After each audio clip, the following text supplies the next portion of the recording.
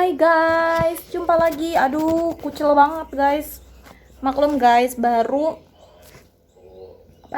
selesai. Ini tuh hari Senin. Aku tuh Senin jadwalnya praktek kerja di rumah perawatan lansia guys. Jadi maklumin kalau udah langsung kucel-kucel gini guys ya. Karena aduh udah capek banget. Karena itu kita mulainya masuknya itu jam 6 pagi, selesainya tuh jam 2.30 siang. Jadi kebayang dong. Nah, kali ini aku ngebakso sekalian mau cerita ya. Ini ngebakso, bakso ini sebenarnya boleh pengasih gitu ya kan. Dari orang lah ya kan, siapa yang masak bakso gitu ya kan kalau bukan orang. Well, ini aku singkirin dulu karena menghalangi. Ya, ini udah aduh belibet. Udah mulai panas cuaca. Jadi jangan heran kalau akan banyak laler berkeliaran. Oke guys. Karena semakin kering semakin banyak lalernya. Aduh, ini rambut udah nggak karuan ya guys ya.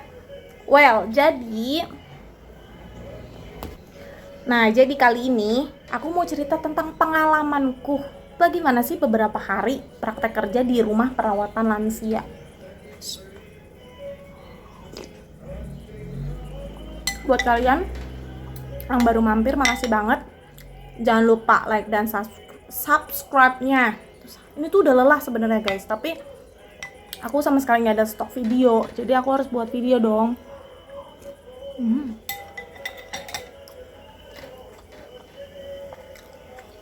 Enak guys.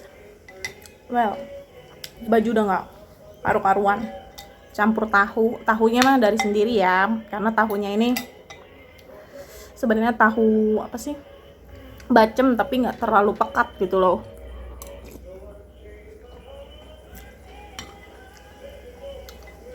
Nah, gimana sih pengalaman aku melakukan praktek kerja di rumah perawatan lansia yang ada di Australia?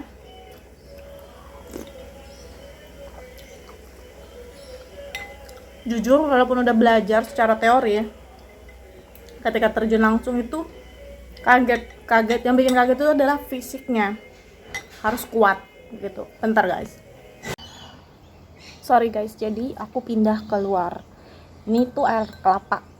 Kalau ditanya ada nggak lawar di sini, ada, tapi harganya ya lumayan gitu kan. Gak usah disebutin harganya. Well, balik lagi, gimana pengalamannya praktek kerja di rumah perawatan lansia. Kita masuk jam 6 pagi. Jam 6 pagi guys. Untungnya ini udah mau masuk di musim panas. Jadi jam 6 pagi itu udah terang, udah kayak jam 7 atau jam 8 kalau di Jakarta. Nah, ngapain aja sih? Pagi itu kita bantu support para lansia yang punya program mandi, bersih-bersih gitu ya kan, sarapan. Sebagian dari mereka ada yang masih mandiri, bisa mandirinya tuh minim bantuan lah gitu ya kan, nggak mandiri banget karena kadang mereka susah untuk membungkukkan badannya saat harus pakai celana gitu ya kan, saat harus pakai baju tetap harus dibantu gitu loh kan. Terus ada juga yang full butuh bantuan dalam melakukan mandi gitu ya kan, atau bersih-bersih. Ada yang mandinya setiap hari, tergantung kondisi dari lansia tersebut ya guys. Jadi lansia tersebut itu sebelum masuk ke rumah perawatan pasti di asesmen dulu oleh para profesional. Dilihat dulu bagaimana kondisinya gitu ya kan. Ada yang mandinya setiap hari, ada yang mandinya 2 hari sekali gitu ya kan. Ada yang mandinya pagi, ada yang mandinya sukanya siang gitu. Jadi bervariasi. Selain itu, sarapan juga gitu. Ada yang bisa sendiri, kita cuman nganterin makanannya masing-masing ke kamar mereka masing-masing, mereka makan dengan mandiri. Ada yang butuh full dibantu, disuapin, itu juga ada gitu ya kan. Jadi tergantung, balik lagi kondisi masing-masing para lansia tersebut. Terus kalau yang masih cukup mandiri itu mereka kadang nggak perlu pakai popok ya, pakai neti gitu nggak perlu. Kalau yang udah susah bolak-balik ke toilet gitu ya kan, harus pakai gitu kan. Dan kita bolak-balik juga ngecek gitu, setiap berapa jam sekali kita akan ngecek, kita bantu gantiin juga. Jadi kurang lebih seperti itu guys, sama halnya ketika kita merawat bayi ya, balita. Kan kita dengar perumpamaan tuh akan balik seperti itu lagi gitu, sirkulasi kehidupan kita. Jadi kurang lebih begitu. Terus makan, sebagian dari mereka ya, kebanyakan tuh jalannya udah susah gitu guys, dengan kondisi kesehatan masing-masing, kondisi fisik masing-masing gitu ya kan. Ada yang pakai walker atau dorongan gitu guys, roda apa ya, kayak bukan kursi roda iya, terus satu lagi tuh kayak dorongan gitu, ada rodanya 4 gitu guys. Kalau di sini banyak dan cukup normal para lansia pakai itu. Kadang aku ngeliat juga tuh kalau di supermarket banyak juga para lansia yang pergi belanja sendiri pakai si dorongan berjalan itu guys, untuk bantu mereka jalan. Dan ada yang pakai kursi roda gitu ya kan. Kalau dibilangin seru atau enggak, seru sebenarnya nggak kaget-kaget banget, karena dulu memang profesiku juga nggak jauh dari hal-hal tersebut ya guys. Karena sebagai guru pendidikan khusus, kalau yang memiliki kekhususannya cukup berat itu butuh full bantuan penuh gitu ya kan. Kalau yang pinter bisa mandiri ya mandiri, jadi nggak jauh beda sebenarnya keadaan fisiknya ya, kemampuannya gitu loh guys. Terus jijik atau enggak, geli atau enggak, ada tuh pasien ya yang memang udah nggak bisa apa-apa, dalam arti makan disuapin, terus juga apa ya, bener-bener mandi juga harus dimandiin, usianya sudah cukup tua, sangat tua, 100 lebih guys. Jadi ya udah dia berbaring aja gitu ya kan. Ya kita bantu full gitu loh. Jadi ya kurang lebih gitu guys pengalamannya.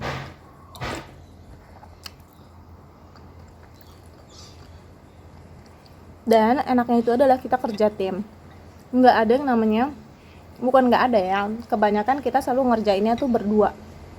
Jadi satu pasien berdua gitu loh guys. Jadi nggak cukup berat-berat amat, kecuali memang pasiennya cukup mandiri gitu ya, yang cuman kita bisa kasih, bukan yang cuman ya, yang cukup bisa kita kasih instruksi, kita sendiri pun nanganin, bantu si pasien tersebut, si lansia tersebut, nggak masalah gitu. Tapi kalau yang udah berat-berat itu kita harus berdua gitu loh.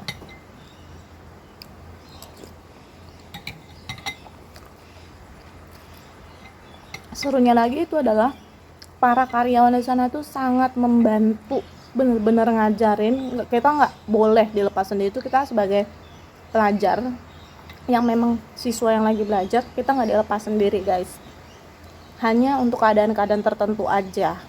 Kalau yang apa ya, yang emergency gitu ya, kayak ada pasien yang badannya cukup besar, terus kayak cuman bukan oper ya, kayak mindahin cuman dari kursi roda ke kursi dia di kamar, yang jaraknya itu cukup dekat gitu guys, kayak meja sama kursi ini gitu, itu kita nggak dibolehin, kita tetap harus ada teman lain untuk bantuin kita gitu, karena takut terjadi hal-hal yang tidak diinginkan, kayak misalkan jatuh karena kitanya kurang kuat atau apa. Mereka sangat membantu, pokoknya ngajarin juga, kamu mau coba nyuapin ini silakan gitu, kamu mau coba ini keringin. Jadi tuh aku benar-benar belajar banyak dari praktek kerja ini, yang dulunya aku nggak tahu, sekarang aku jadi lebih tahu gitu. Benar-benar bermanfaat banget dan seru pastinya. Cukup apa ya, jadinya tuh kita punya keahlian lain guys gitu ya kan.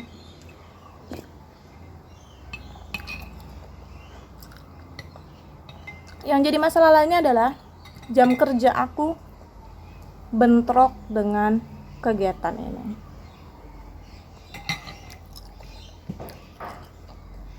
Aku mau cerita lagi tentang jam kerja aku gitu ya kan, tapi kayaknya nanti aja. Hari ini aku cuma mau berbagi cerita tentang pengalaman melakukan praktek kerja di rumah perawatan lansia kepada kalian, sambil menikmati bakso yang sudah hampir habis. Jadi tadi siang udah makan sebenarnya guys, cuman ini lapar lagi guys. Yang bikin capek dan kaget banget itu di hari pertama. Capeknya adalah kita harus tetap waspada gitu loh, dalam arti ngecek terus jalan muter. Itu tuh gede banget gedungnya, banyak banget kamar-kamarnya, bangsalnya tuh banyak gitu. Nggak bangsal sih, karena satu kamar itu hanya diisi satu pasien. Di situ fasilitasnya di dalam satu kamar ada tempat tidur, ada bufet, ada lemari pakaian, ada TV, kira-kira 50 inch setiap satu kamar ya. Terus udah dilengkapi dengan kamar mandi sendiri, bayangkan. Terus banyak juga yang nambah kulkas kecil di kamarnya, benar-benar bagus gitu guys, nyaman. Tempat tidurnya juga nyaman gitu ya guys.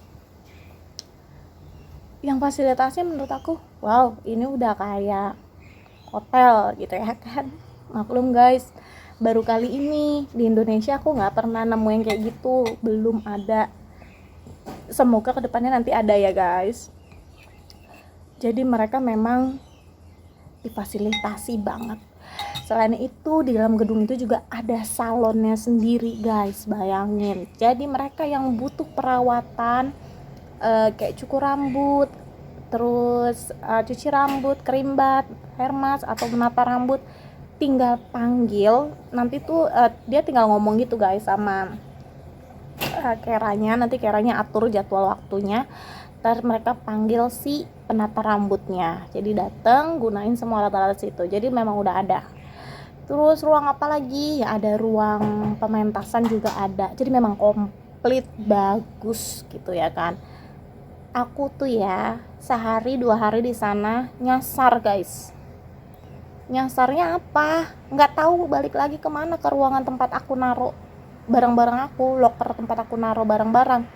Selalu nanya ke orang. Terus saat mau pulang nggak tahu arahnya mau ke lift tuh dari mana ke mana gitu ya kan, saking luasnya gitu ya kan. Dan yang paling penting nih, para penghuninya itu benar-benar manis banget. Jadi tuh kalau apa, hi dear, hi love, jadi kayak gitu-gitu guys ya kan. Kalau Indonesia mah, kalau di Indonesia kayaknya ini banget ya, lebay ya gitu kan, hai cintaku gitu kan, halo cinta gitu ya kan, halo sayang gitu ya. Tapi itu beneran mereka tuh alhamdulillahnya tuh mereka nggak ada yang cranky, nggak ada yang, maksudnya nggak yang tipe orang yang suka marah-marah, tipe orang yang suka ngambek-ngambek, enggak, beneran. Ya ampun, alhamdulillah banget ya guys. Jadi itu sih kurang lebih guys yang mau aku berbagi, yang mau aku bagi ceritanya.